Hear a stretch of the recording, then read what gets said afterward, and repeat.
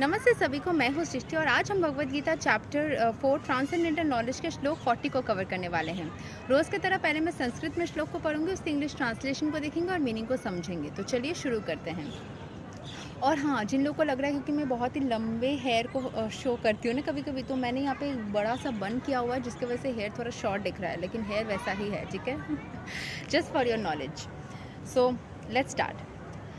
अज्ञांस च श्रद्धा धनांश्च संशयात्मा विनाश्यति नायं लोकोऽस्ति न पारो न सुखं संशयात्मना। But ignorant and faithless persons who doubt the revealed scriptures do not attain God consciousness. They fall down. For the doubting soul, there is happiness neither in the world nor in the next. जो ignorant souls होते हैं, जिनको इन बारे में कोई विश्वास नहीं है, उनको मतलब कृष्ण कॉन्शियसनेस से आपको स्पिरिचुअल सुख मिल सकता है, पीस मिल सकता है, इस बात की कोई मतलब दे डोंट बिलीव इन दैट। तो उनको ना ही कृष्ण कॉन्शियसनेस वो लोग करते नहीं हैं, तो उस चीज़ से जो सुख मिलता है उसकी अनुभूति वो कर नहीं सकते।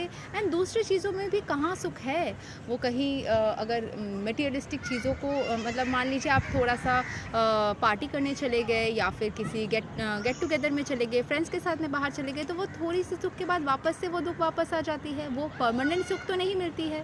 सो व्हाट हैपेंस कि उनको कहीं ना कहीं से वो they don't get the spiritual peace, they don't get the permanent peace in their life and they don't believe in मतलब गॉड कॉन्शियसनेस। उनको गॉड कॉन्शियसनेस में बिलीव नहीं होता है, so they keep on doubting and they don't get the happiness this way और that वे। वो God consciousness करते नहीं हैं, तो इसके वजह से उनको वहाँ से सुख मिलता नहीं है। एंड उसके अलावा वो बाकी चीज़ों को करते तो वहाँ पे तो परमानेंट सुख मिल ही नहीं सकता। ट्राई करके देख लीजिए। सो यहाँ के एक्सप्लेनेशन को समझ लेते हैं। Out of many standard and authoritative revealed scriptures, the Bhagavad Gita is the best. Persons who are almost like animals have no faith or knowledge of the standard revealed scriptures, and some, even though they have knowledge of or can cite passages from the revealed scriptures, have actually no faith in these words. बहुत सारे लोग हैं जो कि इन चीज़ों को पढ़ते ज़रूर है लेकिन इसको बिलीव नहीं करते हैं। तो बिलीव नहीं करेंगे तो उस चीज़ को आप अच्छे तरीके से महसूस ही नहीं कर पाएंगे। You will not get the fruits of the results ना। So and even though others may have faith in scriptures like Bhagavad Gita, they do not believe or worship in the personality of Godhead Shri Krishna. मतलब वो इन सारे चीज़ों को believe तो करते हैं लेकिन इसको प्रैक्टिस नहीं करते हैं, इसको ईश्वर को वर्शिप नहीं करते हैं। Such persons cannot have any standing in Krishna consciousness. They fall down. Out of all the above mentioned persons, those who have no faith and are always doubtful make no progress at all. जिनके पास में कोई भी faith नहीं है, मतलब books को भी believe नहीं करते हैं, ईश्वर को भी बिलीव नहीं करते, किसी भी चीज़ में बिलीव नहीं करते हैं, उनका तो डाउनफॉल निश्चित होता है, क्योंकि किसी भी चीज़ में उनको बिलीव नहीं होता है। Men without faith in God and His revealed word find no good in this world nor in the next. For them there is no happiness whatsoever. One should therefore follow the principles of revealed scriptures with faith and thereby be raised to the platform of knowledge. तो इन लोगों को कहीं से भी happiness मिलता नहीं है, तो उनको क्या ज़रूरी है, उनके लिए इन सारे स्क्रिप्चर्स को वो बिलीव करें।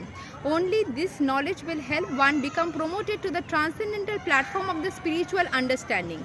In other words, जैसे ही वो इस नॉलेज को गैदर करेंगे, वो स्पिरिचुअल नॉलेज को गैदर करेंगे, उतना ही ज़्यादा उनको पीस मिलेगा। मैं थोड़ा सा इसको सामने ले लेती हूँ, I don't know if you people can hear, ठीक है।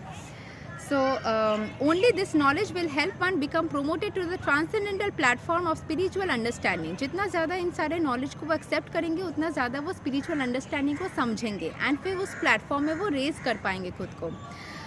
One should therefore follow in the footsteps of great acharyas who are in the disciplic succession and thereby attain success. देखिए, एक तो आप ईश्वर को स्वयं अपने अंदर महसूस कर पाने की उस जगह तक जा सकते हो डिवोशनल सर्विस कर करके तो ठीक है, या फिर आप एक गुरु के सानिध्य को लेके डिसिप्लिक सक्सेशन में जो इंसान है उस इंसान के सानिध्य को लेके उस चीज़ को करिए। इससे क्या होता है कि आपको ईजी हो जाएगा चीज़ों को समझने के लिए, ठीक है। यही तो था श्लोक number 40 of Bhagavad Gita chapter 4 transcendental knowledge. अगले वीडियो में हम श्लोक 41 को कवर करेंगे। तब तक के लिए हरे कृष्ण, राधे राधे, जय श्री राम।